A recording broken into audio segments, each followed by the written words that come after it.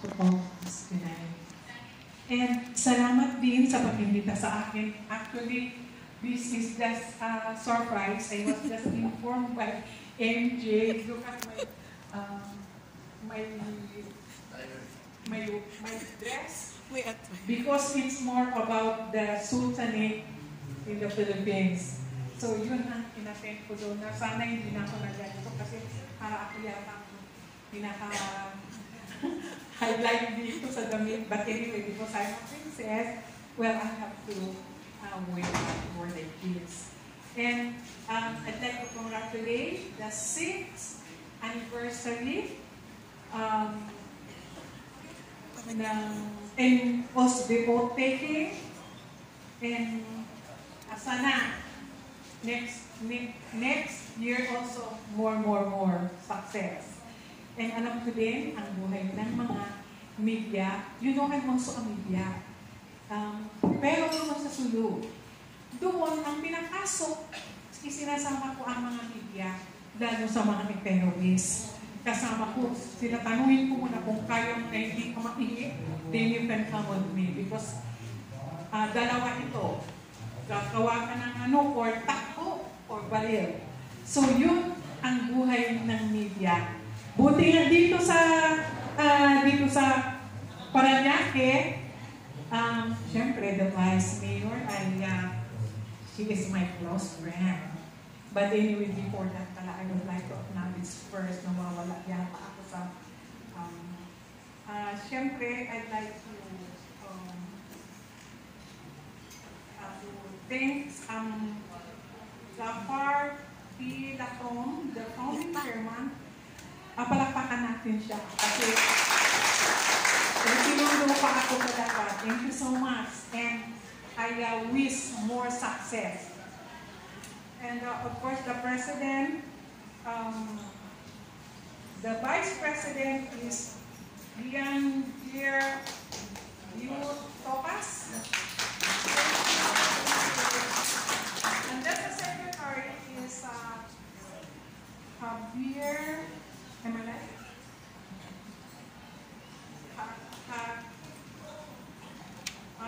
Cyrene D. Sayo, the Treasurer. Alam ko marami ang pera. And Shaira S. Okay. And Auditor, Felicia Sima R. Osorio Jr. Wala na. Chairman of the board, Dr. P. Latan. And the board of director, George P. Marunsliji. Hindi ko ba sila? Kasi gusto ko makilala eh. Okay, thank you. Tapos, John G. Sestreto. Julieto M. Sarita. Digno Mirabel Gaj. Janet P. Latang. And Jerry G. Davids. And Radamil R. Santico. And Reader Oro.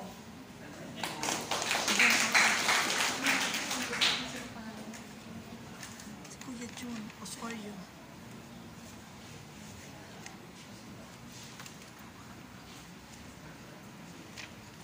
And kung wala man akong nabanggit sa inyo, that I miss a name, I'm so sorry. After, gusto ko lang kayong lahat makilala. After this, we're going to have Victoria. And alam nyo, ako naman si Princess Lady Ann Indanan Salidula, a native from Sulu Province. Alam naman ninyo na kapag binanggit ang isip nyo ay magulo. Talaga pong magulo. At saka, naging mayor po ako sa isang municipality na wala akong kamag-anak. But you know, naging mayor ako na tinuro ng tao, sabi sa husband ko, siya po ang gusto ng maging mayor. Kasi kahit madaling araw, na kapag yung isang tao nangangailangan ng tulong ko, magigising talaga ako. Kasi ayokong lumaki pa ang apoy. Instead na malaki ang apoy, gusto ko pag-ipin at para mawala na rin yun. Thank you. I graduate as a Bachelor's of Science and Commerce. And it's a lot. Dami kong educational attainment. And the last is, naging mass communication din po ako. Kasi it's part of my duty din, and I was, naging mayor ako, and then, nang makita nila na napapeaceful po ang isang napakagulong municipality na pinadalhan ako talaga ng bomba, pag naalala ko yun, parang kinikalabutan ako na bubuksan ko kasi ang husband ko naging station commander po siya ng municipality o Bangi. Ang Bangi kasi yung mga lugar ng mga warrior, iba ang pagsalita nila.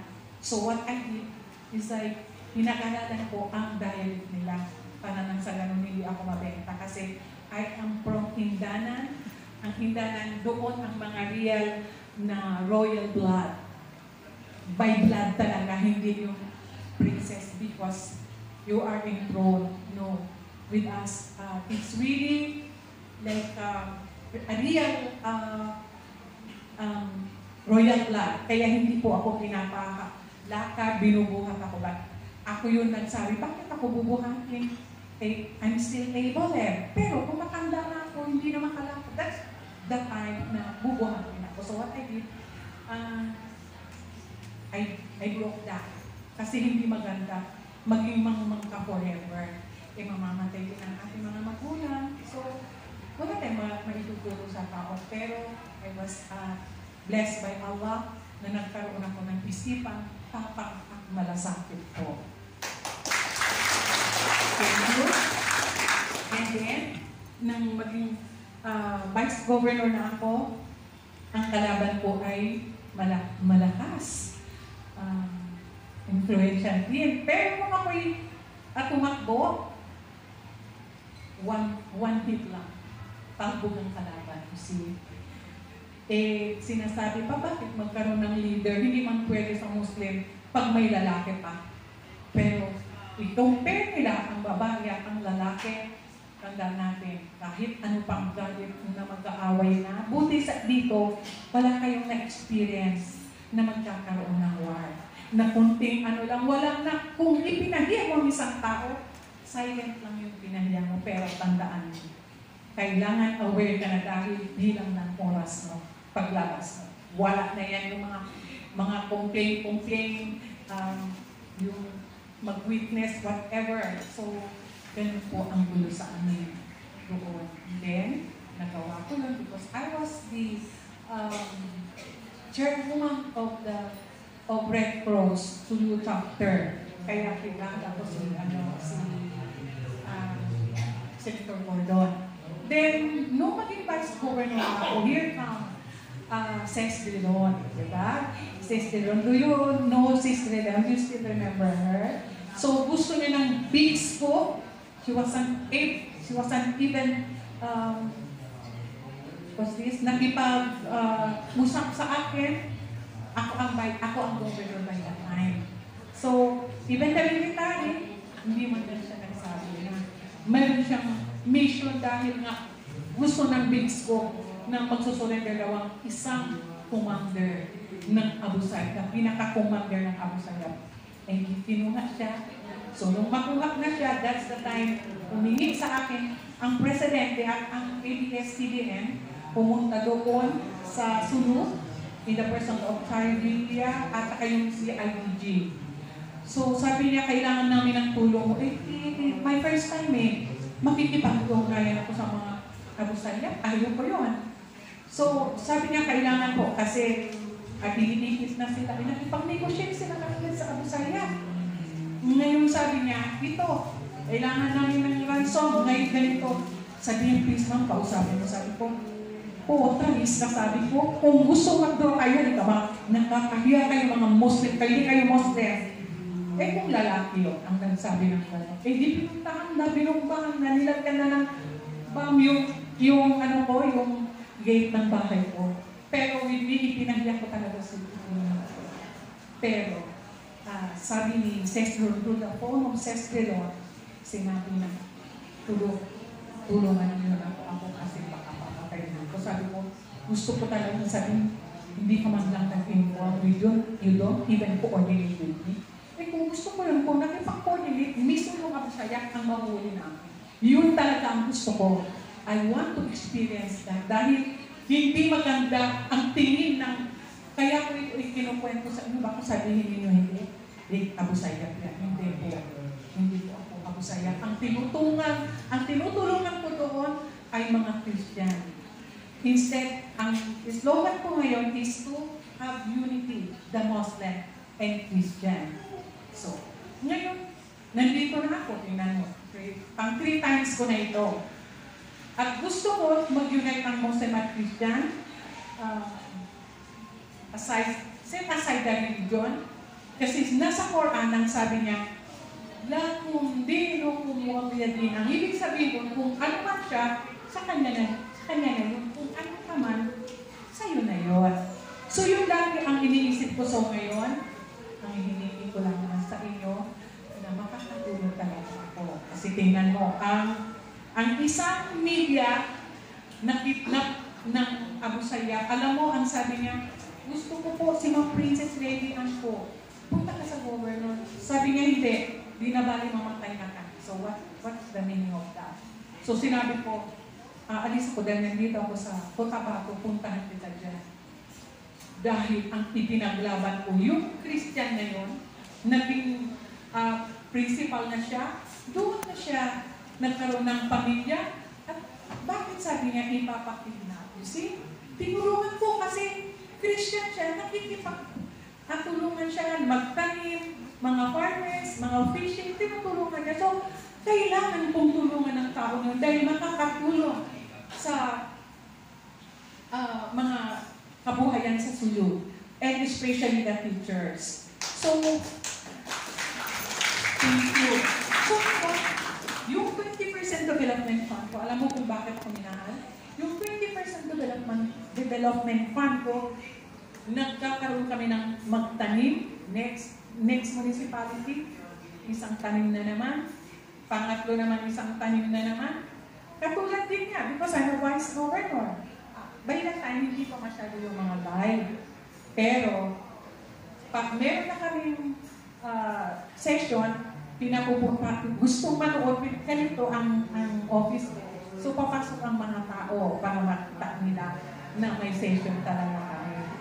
Na pag may pera ako, pinapadala doon ng aking governor. But still, sabi ko, yes, thank you. Ako, kasi alam ko na kung hanggang doon na lang ang buhay mo, hanggang doon na lang. So, ngayon, may buhay pa ako. So, ibig sabihin, may mission talaga ako. But this time, through national na po. Kasi masaya na doon, na okay na lahat doon, na especially nung pag-presidente si Duterte, medyo hupa-hupa naman ng konti. Ngayon, totally wala na po. So ngayon, dito ako sa national, siyempre, kailangan po ang tulong ninyo. Alam naman ninyo na hindi ako katulad ng mga nakaupo na dyan. Ang hinihingi ko lang naman, isa lang naman eh. O, magaling na sila, pero iba naman yung nalalaman ko at nalalaman nila. Isang babae lang naman na prinsesa, may nagawa na, kaya ang slogan is prinsesa ng masa. Ganun po yun. And alam mo, kahit pa si Mayor, alam mo, Ako kaya sa Paranaque din.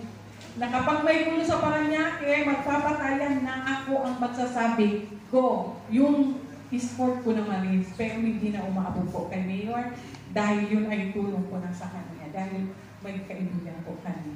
Like Joanne Villaflor.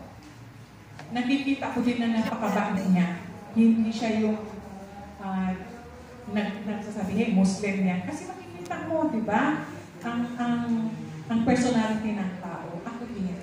Wala akong pinipili na Muslim man or Christian. Pero kahit Muslim siya, kung magloko-loko siya sa akin, ay, hindi ibig sabihin porket ba hindi dumudugo din po. Basta I fight for my right at ang katotohanan.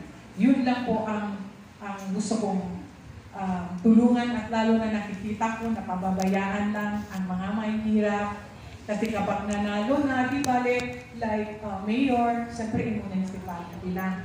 Ako, kaya ko kasi yun ang nakapagsasaya sa akin. Na di ba sabi nila mga iba dahil, with me, no, I hate love life. Because yung ang husband ko is napaka-flavor. So, kasi ang babalik ko. So, ang ginagawa ko, I focus on yung economy. Kung ano ang dami doon, meron yung mga new na ang iniisip ko, paano kung in 6 months, kasi 6 months before ka maka-harvest again. So yun ang aking iniisip at concern ako sa ganun dahil nasubukan ko na nung maging vice governor ako. Kasi ako yung babae na parang lalaki. Kasi when you go, nakabanil ka. Sa akin, dalawa ka. May long arm pa. But I love shooting also. Lalo na doon sa mga abusaya. Pero alam mo, mabait na abusaya ko. Kasi sila ay nagagamit ng mga politician. And I don't need to mention it to you. Also, sometimes the military, kaya pag pumunta ako. Now, naging daan si Sextrilon. Pangalawa yung International Red Cross, tatlo. And then, nung pumresuma na ako, yun naman ang Jordanian journalist. I-search ninyo, nandyan. Through Jess Robredo, the husband of Lenny Robredo, nakikipag-coordinate sila sa akin. Alam nyo, ang sabi lang sa akin, kung ikaw si Princess Leyen, kasi hindi ka namin nakita, pero yung sa International Red Cross nakita ka namin, gusto lang namin sa ina. Kantahan niya pa. True phone, ha? True phone. Sabi ko, pagkatapos, sabi niya, isa kantahan mo lang po kami. Just to believe us na ikaw nga talaga ang boses. So, kung the spot, kumanta ako. Then sabi niya, last yung Yaksin. Ang Yaksin, mahirap yung banggitin. So, alam ko yon. So, sabi niya, huwag masyadong. Sabi ko, Yaksin mo po ang mga pinakalagyan mo sa linala, sira, mustahin. So, sabi niya, hindi po ganyan, hindi gan maintindihan ni Allah. Sabi ko gano'n, sige. But tandaan mo, sabi ko, yung battery ninyo, madi-discharge yan. Sabi niya, no, 20 minutes lang away from your house. So, ibig sabihin, just on the city, on the town. Ay, ganun ba sabi ko? Sabi niya, yes. Nag-usap na kami pati ang Philippine government na ang Jordanian journalist, nung sinabi journalist, na ano naman ang puso ko. Hindi ko alam na Muslim pala yung Jordanian journalist na yun. So sabi niya, oh, after you recite that, ito sabi niya, the power of Yaksin. And then, sabi niya, so you are really Princess Leyen, okay? Now, here is the hostage, sabi niya. Alam mo, yung queen na sinabi na namatay na tinutukan pa ako ng Abu Sayyaf, how to, I risk my life for that. Eh kung mamatay ako, sino ba naman siya? Kawawa ako, pero I believe na ang Allah, ang purpose ko is to save those people. Alam mo, sabi niya, Christian ka talaga. Sabi ko, walang niya, hindi mo ba alam? Kasi ang akala ko, hindi siya ang pinaka-level ng commander. Sabi ko, huwag mo kung sabi siya yan dito, ako may ari ng lupain na ito. Sabi niya, o sige, sabi niya, kung maglakad ka, hindi yung action siya. Eh, gano'n naman kaklapa ako lumakad kasi syempre prinsesa ako eh. Kasi ang prinsesa talagang Pilipina. umupo, tumayo, salita, ganyan. So sabi niya, yung ganun, bakit sabi niya, tulungan mo ang mga Christian na yan? Hoy, sabi ko, maya ka, buti pa ang Christian yan, nagpunta dito upang bigyan tayo ng kailangan natin. Kaya sabi ko, ipagtanggol ko yan sa here. Ngayon, mas madali na dito. Kasi sa national na, pwede naman ako na alam man niya ni BBM eh, kasi we're so close each other. Magkasama kami sa cruise, sina Villa, si Cayetano, lahat yan kami, magkapilan. Yung mayor, governor ng Cavite, mga Rebulla, kilala nila ako. Pero ngayon, hinihingi ko lang sa inyo, baka humaba na po yung istorya ko po sa inyo. At least alam nyo, na hindi lang po ako yung nakapupo lang niya, na nandyan na, tapos hindi na makausap, hindi siya nakilala, hindi po ako gano'n.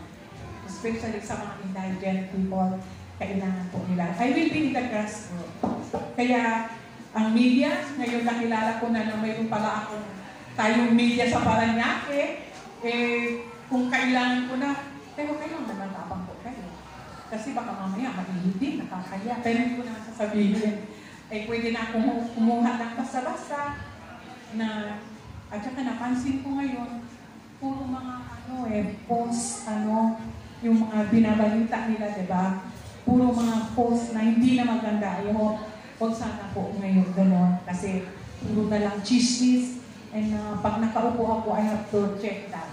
Kasi kailangan natin i-check puro mga kalokohan na meron naman ngayon hanggang floor map ni Sara Duterte, pinapublish na rin ng social media. This is nonsense at all. So, yun po ang hinihingi ko sa inyo na I will support the media. I love media. Salamat po sa inyo. Assalamualaikum warahmatullahi ta'ala wa barakatuh. Maraming salamat po. Palakpakan po natin.